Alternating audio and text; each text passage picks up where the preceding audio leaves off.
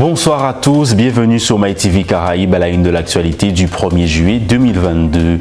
Chantal Cussé-Guédu est la nouvelle directrice du CREPS Antilles-Guyane. Elido Moda, le leader du LKP, a été relaxé ce mardi 28 juin 2022 par le tribunal correctionnel de Pointe-à-Pitre. MC Solar et son Big Bang enflamment le public en ouverture de jazz à Vienne. Mais tout d'abord, la Guadeloupe a été placée en vigilance orange pour fortes pluies et orages. Elle reste tout de même en vigilance jaune pour vents violents et vagues submersion pour les Saintes et la façade Est de Marie-Galante. Les îles du Nord, Saint-Martin et Saint-Barthélemy ont été placées en vigilance jaune pour fortes pluies, orages et vents violents jusqu'à dimanche matin avec les premiers effets attendus ce soir. La Martinique, quant à elle, est restée en vigilance jaune pour fortes pluies, orages et vents violents jusqu'à samedi après-midi en raison du passage de l'onde tropicale. Soyez prudents. Chantal Cussé-Guédu est la nouvelle directrice du CREPS Antilles-Guyane. Elle a pris ses fonctions aujourd'hui au CREPS des Abîmes. Il y a eu justement ce matin une première réunion de travail entre la nouvelle directrice du CREPS et l'exécutif régional afin d'échanger sur de nombreux projets en cours. Écoutons Chantal Cussé-Guédu, la nouvelle directrice du CREPS des Antilles-Guyane. Beaucoup d'émotions, c'est mon premier jour. Hier encore, j'étais proviseur du lycée Chevalier de Saint-Georges. Donc je quitte le monde de l'éducation nationale pour entrer dans le monde du sport. Une fierté doublée du fait de savoir que je suis la première femme à la tête de la direction du CREPS Antilles-Guyane. Donc vraiment beaucoup d'émotions et beaucoup de fierté. Feuille de route qui sera partagée avec la double tutelle, le ministère des Sports qui doit effectivement me confier certaines missions que je vais continuer, les missions qui ont déjà été entamées.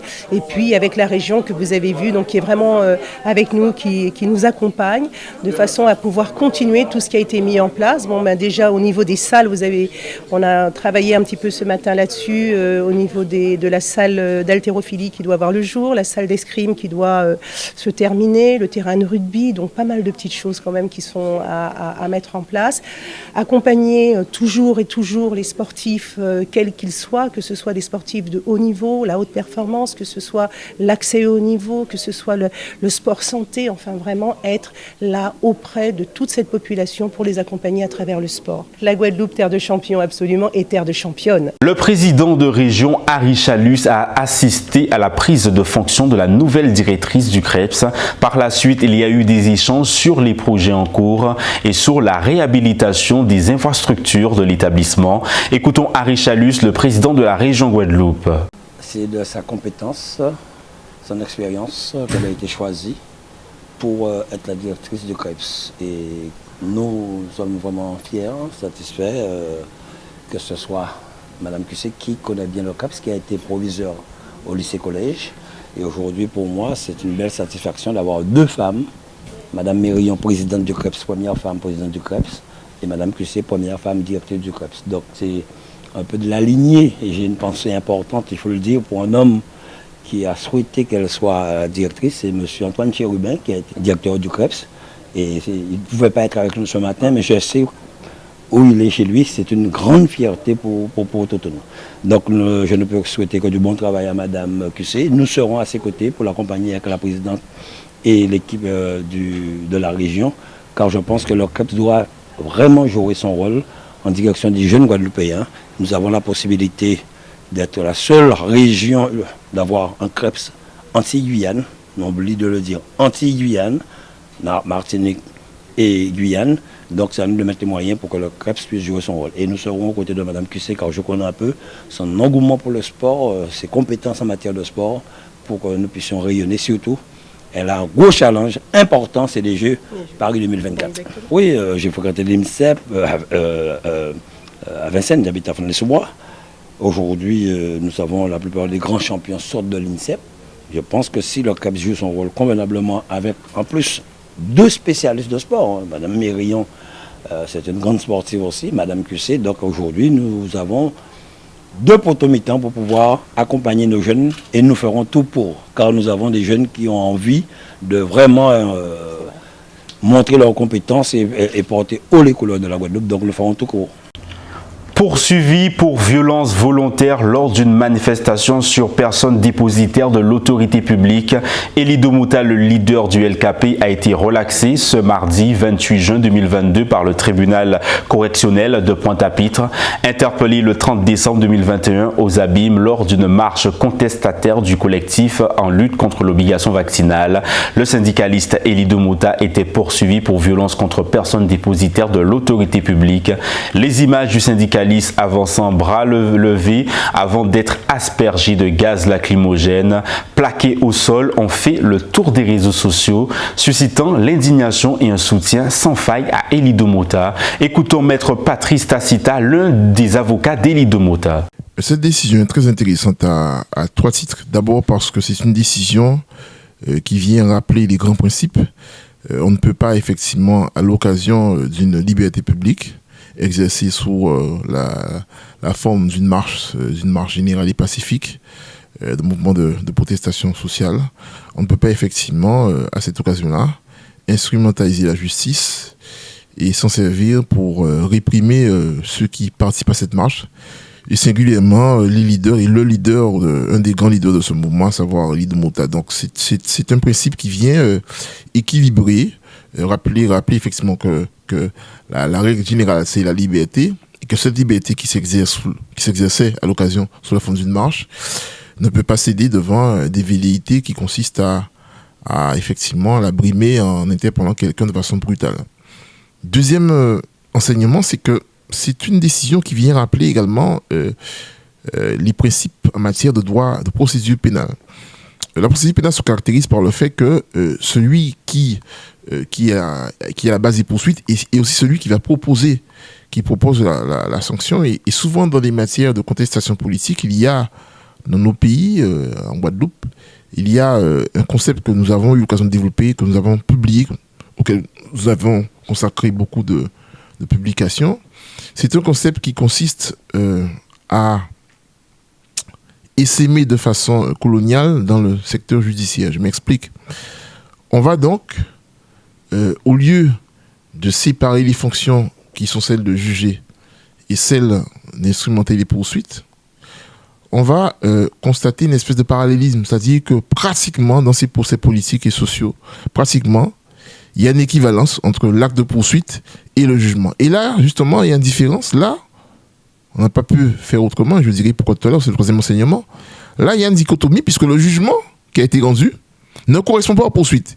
Les poursuites, c'était qu'un syndicaliste, un manifestant, exerçait des violences contre un membre de la force publique, un gendarme. Et ce gendarme, finalement, devait rapporter à la preuve de son préjudice des violences dont il aurait été victime. Et le tribunal a estimé qu'en l'état du dossier, il n'y avait aucun élément qui pouvait caractériser les poursuites qui étaient instrumentées et dont le gendarme se plaignait. Mais bien mieux, nous avons appris au cours des débats que, grâce au travail d'un certain nombre d'avocats de la défense, je pense à tous ceux qui ont participé et que je salue, eh bien, grâce à ces avocats, une plainte avait été déposée par l'intermédiaire de M. Domota et qu'une information avait été ouverte contre ce gendarme. Donc, on arrivait quand même dans une situation où il y avait une gêne parce que celui qui se plaignait des violences faisait lui-même l'objet d'une plainte pour violence. Et le tribunal a dû effectivement se rendre à l'évidence que le dossier était vide et que la charge principale, qui est celle du procureur et qui consiste à rapporter la preuve, cette charge n'était pas remplie de façon établie. Et c'est la raison pour laquelle on a estimé qu'il fallait effectivement statuer à la relaxe sur ce point-là. Nous avons eu souvent la question de l'absence de la preuve. Et en 1967, on a même la question de la disparition des preuves volontaires, délibérées, une obstruction à la justice, parce qu'effectivement, il y a eu une volonté de ne pas faire en sorte qu'on puisse témoigner. Ont été massacrés des Guadeloupéens qui manifestaient leur mécontentement suite à l'assassinat de Jacques Nestor et à la répression sanglante des ouvriers qui, au sein ou sans être dans le syndicat Fraternité ouvrière, manifestaient pour 2% d'augmentation. Et nous savons donc que le rapport Stora a indiqué qu'un des officiers qui était en charge de relater les éléments et de faire son rapport sur les opérations de maintien de l'ordre, le lieutenant B a choisi d'extraire du rapport général un certain nombre de pages et de les faire être couvertes par le secret défense. Aujourd'hui, heureusement qu'il y a la technologie. Nous savons aujourd'hui, tout le monde a vu, les Guadeloupéens ont vu, les parents, la famille de M. de Monta a vu, les camarades de M. de Monta ont vu, les gens du collectif ont vu, les badauds ont vu, comment M. de Monta se faisait d'abord asperger de gaz lacrymogène, se faisait ensuite être ceinturé par les membres des forces de l'ordre, les gendarmes, comment il se faisait être projeté au sol, et comment il était pratiquement pris au piège, tel un animal qu'on traque. Et cette image était évidente. Il y a un homme qui pacifiquement avançait les bras levés et s'est fait agresser. Et donc, si vous laissez l'ensemble de ces éléments, à mon avis, de ces 3 éléments qui vont arriver au résultat que nous avons connu, c'est-à-dire la relaxe prononcée au bénéfice de M. Elie de Monta. MC Solar et son Big Bang enflamment le public en ouverture de jazz à Vienne. Bouge de là, Caroline ou encore Qui sème le vent. MC Solar revisite son répertoire après 30 ans et laisse opérer la magie au théâtre antique. Reportage de nos confrères d'Euronews. Un théâtre antique écrin majestueux pour l'un des plus anciens festivals jazz en Europe. Jazz à Vienne a lancé sa 41e édition dans le sud-est de la France.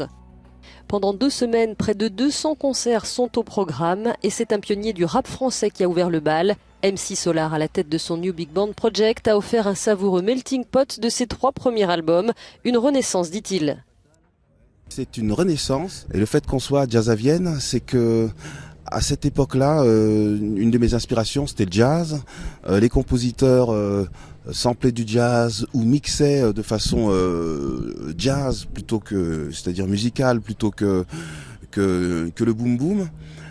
Et on retrouve ça, donc c'est un grand plaisir. Et le fait que nous jouions ici dans un big band où on est une trentaine de personnes sur la scène à rejouer ces choses, c'est extraordinaire. Un rap poétique et malicieux face à un public conquis.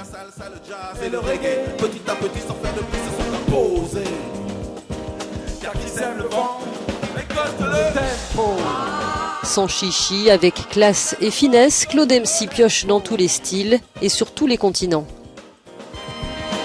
J'appelle ça le tour du monde en 45 tours. On a tous les genres musicaux, on a quelquefois des histoires comme celle des griots. Il y a la puissance de la musique américaine, ça c'est le rap. Et puis même, on a même fait venir la France avec Serge Gainsbourg qu'on avait samplé. En gros, la musique adoucit les mœurs et il n'y a pas de frontières. Et ça a toujours été une sorte de credo.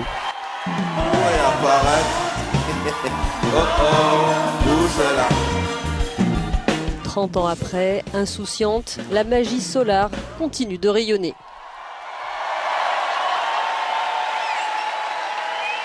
Pour rappel, la Guadeloupe a été placée en vigilance orange pour fortes pluies et orages.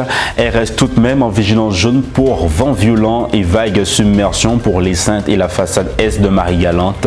Les îles du Nord, Saint-Martin, Saint-Barthélemy ont été placées en vigilance jaune pour fortes pluies, orages et vent violent jusqu'à dimanche matin avec les premiers effets attendus ce soir. La Martinique, quant à elle, est restée en vigilance jaune pour fortes pluies, orages et vent violent jusqu'à samedi après-midi en raison du passage de l'onde tropicale. Soyez prudents. Voilà pour l'actualité du jour. Je vous rappelle l'une des informations principales. Chantal Cussé-Guédu est la nouvelle directrice du CREPS Antilles-Guyane. C'est la fin de votre édition. C'est l'occasion pour moi de vous souhaiter de passer de très bonnes vacances. Je lance un gros big up à la production et à la direction. Surtout, merci pour votre fidélité. Merci de nous avoir suivis sur MyTV Caraïbes et à très bientôt.